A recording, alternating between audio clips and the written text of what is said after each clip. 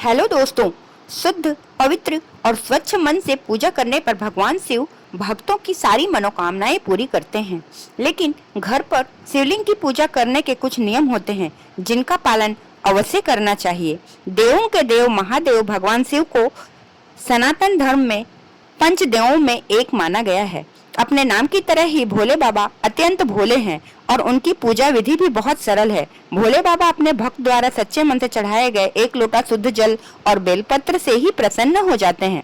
लेकिन शिव जी का विकराल और रौद्र रूप भी है जो उनके क्रोध होने पर सामने आता है। इसलिए महादेव के प्रतीक शिवलिंग की पूजा करते समय कुछ नियमों का पालन करना चाहिए। अगर आपके घर पर शिवलिंग स्थापित है तो पूजा में कोई भी गलती ना करें। शिवलिंग की विधि विधान से पूजा करना फलदायी होता है। विधि विधान से पूजा करें। यदि आपके पूजा घर में शिवलिंग है तो इस बात का ध्यान रखें कि नियमित रूप से और पूरे विधि विधान से पूजा करें। यदि किसी कारण आप शिवलिंग की पूजा नहीं कर पा रहे हैं तो शिवलिंग को घर पर स्थापित नहीं करें, क्योंकि शिवलिंग की पूजा न होने पर भोलेनाथ रुष्ट हो जाते हैं।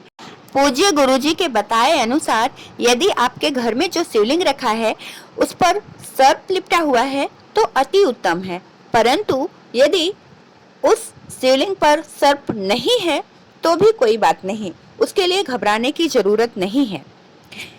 शिवलिंग में ना चढ़ाएं ये चीजें।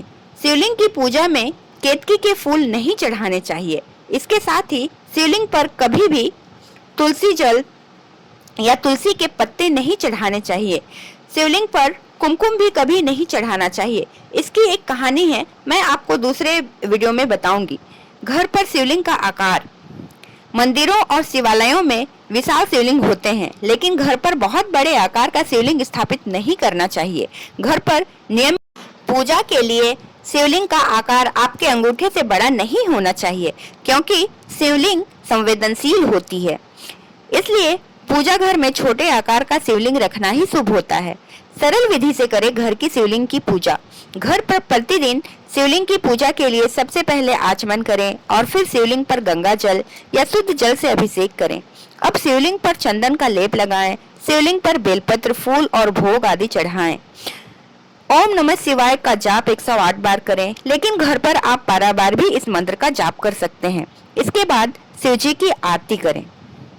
अगर वीडियो आपको अच्छी लगी हो तो इसे लाइक, सब्सक्राइब करना ना भूलें।